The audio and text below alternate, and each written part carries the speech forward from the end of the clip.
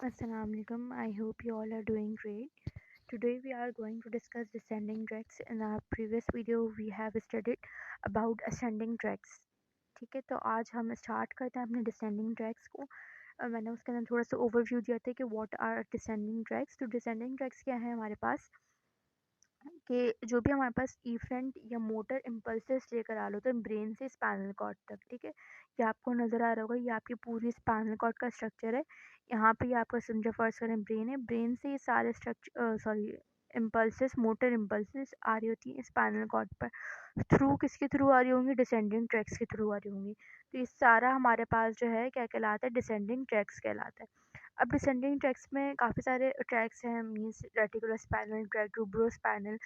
अब जिस तरीके से हमने असेंडिंग ट्रैक्स को याद किया था कि जहाँ पर मतलब उसकी ओरिजिन से लेकर उसके इंसर्शन तक नाम, उसका असेंडिंग ट्रैक्स में ओरिजिन क्या था? स्पाइनल कॉर्ड, मतलब स्पाइनल कॉर्ड से, ये स्पाइनल कॉर्ड है तो स्पाइनल कॉर्ड से वो ब्रेन में जा रहे थे। यहाँ पर क्या है? उल्टा निज़ाम है, यहाँ पर आपके पास ब्रेन से आ रहे हैं स्पाइनल कॉर्ड में। तो जो भी इसकी नेमिंग होगी वो आपने इस तरीके से याद रखनी है कि ब्रेन का जो भी न्यूक्लियस होगा उस न्यूक्लियस से जो स्पाइनल कॉर्ड के पार्ट पर आ रहे हैं वो ही उसका नेम होगा। जैसे कि आगे आपके पास नज़र आएगा भी,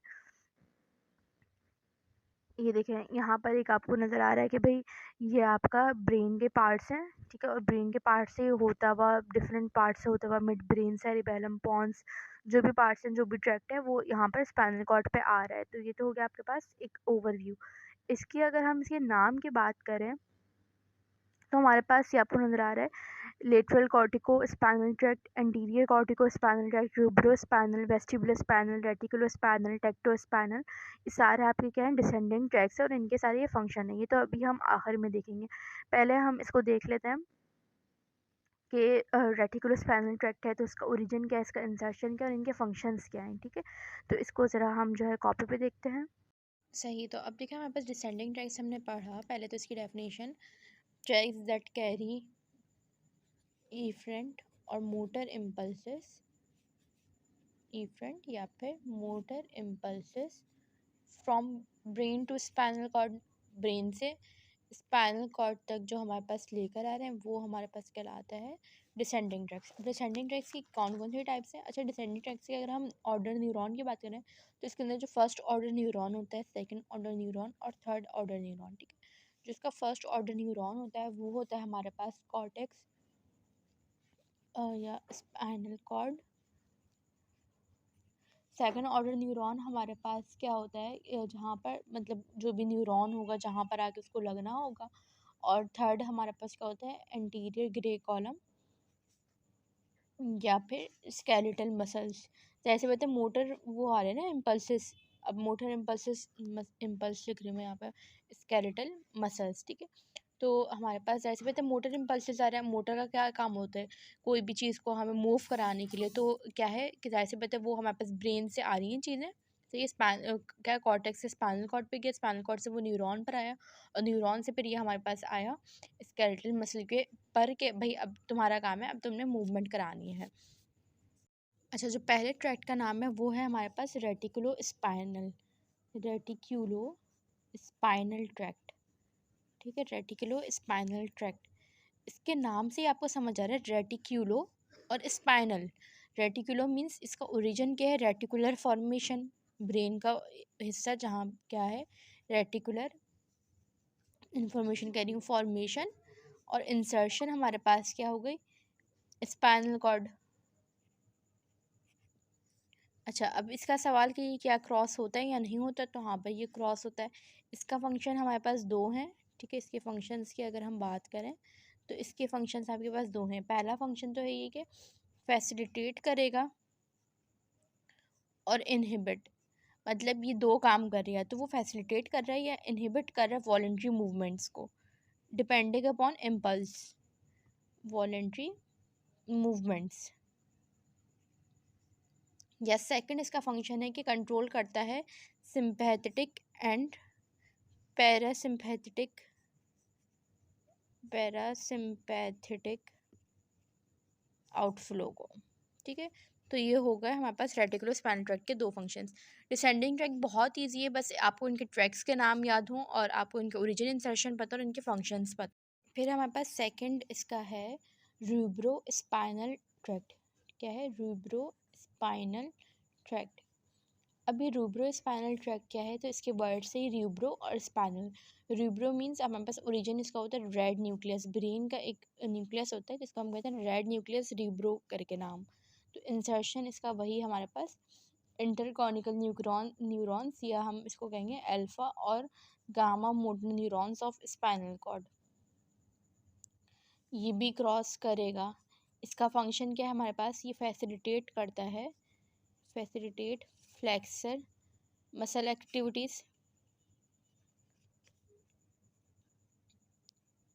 और ये इनहिबिट करता है एक्सटेंसर मसल एक्टिविटीज़।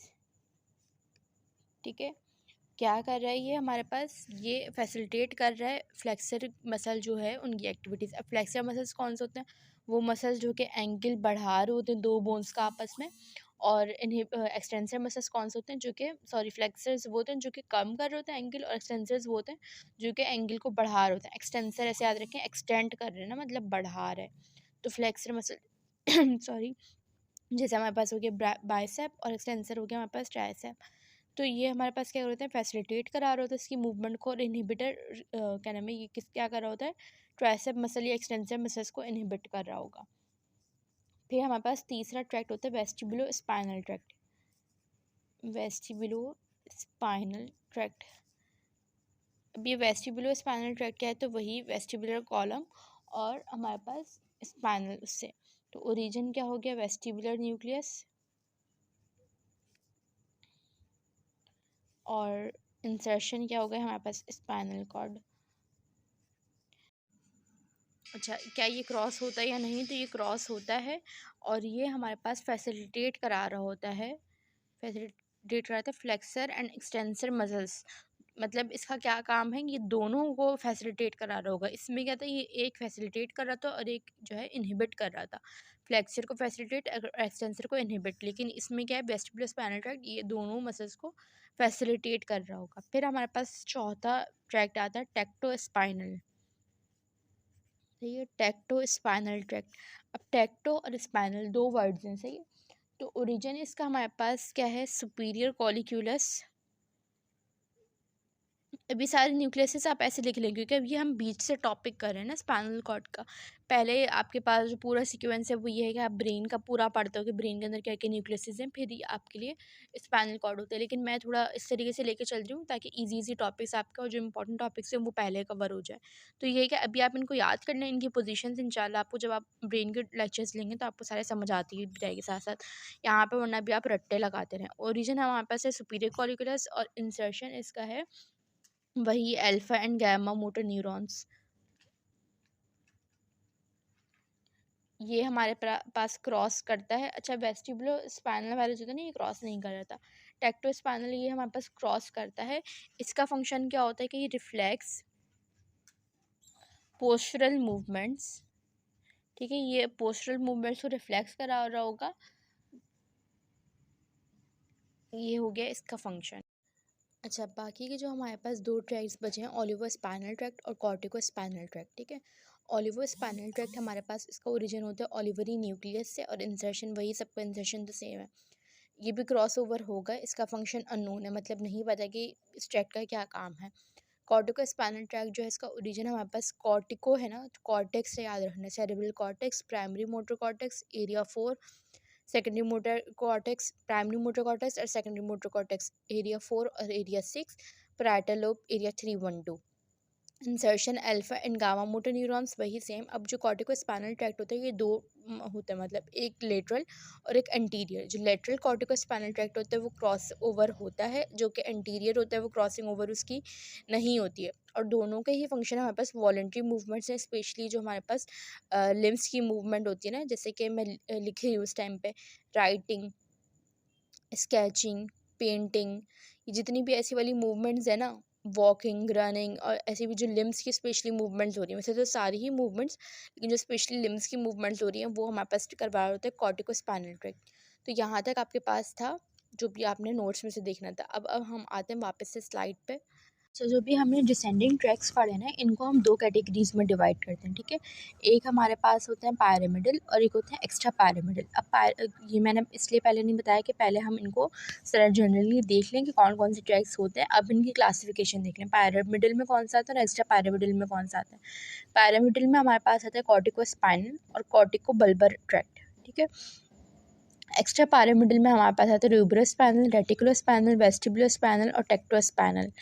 अब इसके नीचे थोड़े छोटे बहुत इसके फंक्शंस लिखे हुए हैं और टाइप्स लिखी हुई हैं। कॉर्टिकोस्पाइनल जैसे लेटरल होता है और एंटीरियर होता है, ये वॉलंटरी कंट्रोल करता है बॉडी को। कॉर्टिकोबल्बर जो होता है वो भी वॉलंटरी कंट्रोल करता है, स्पेशली हमारे पास फेस, हेड और नेक के, उसमें क्या था, लिम्स के करा था। एक्स्ट्रा पैरामिडल के अंदर हमारे पास रूब्रोस्पाइनल, फाइन मोटर कंट्रोल मूवमेंट्स जो होंगी वो। रेटिकुलोस्पाइनल जो है मीडियल और लेटरल साइड्स पे दोनों पे है। मीडियल वाला हमारे पास वही कॉन्ट्रैक्शन इंक्रीज टोन कर रहा था, जबकि लेटरल वाला रिलैक्सेशन कर रहा था। वेस्टिबुलोस्पाइनल बैलेंस और पोस्चर में हेल्प करता है। टेक्टोस्पाइनल हमारे पास हेड की कोऑर्डिनेशन में हेल्प करता है। फिर हमारे पास यहाँ पे एक जनरल सा चार्ट है, इसको देख लेते हैं। सारे आपके पास फंक्शंस हैं कि फाइन मोटर फंक्शन है, इंटीरियर के भी हमारे पास वही मोटर फंक्शंस है। रूब्रोस्पाइनल के भी फैसिलिटेट कर रहा है एक्टिविटी फ्लेक्सर मसल्स को और इनहिबिट करता है एक्सटेंसर्स की। वेस्टिबुलोस्पाइनल हमारे पास फैसिलिटेट करता है एक्सटेंसर की और जो है इनहिबिट करता है फ्लेक्सर की, मतलब अपोजिट हो गया। रेटिकुलोस्पाइनल हमारे पास क्या कर रहा होता है, सेंसरी ट्रांसमिशन स्पेशली पेन के, और इन्फ्लुएंस कर रहा होता है वॉलंटरी मूवमेंट्स को। टेक्टोस्पाइनल हमारे पास हेड टर्निंग में हेल्प करता है और जो है डिसेंडिंग ऑटोनॉमिक ट्रैक्स हैं। बाकी मीडियल लॉन्गिट्यूडनल फेसिकुलर से ये मैंने नहीं करवाया, जो मैंने लिखवाए हैं बस आप उनको ही करिएगा। So it's all about this topic.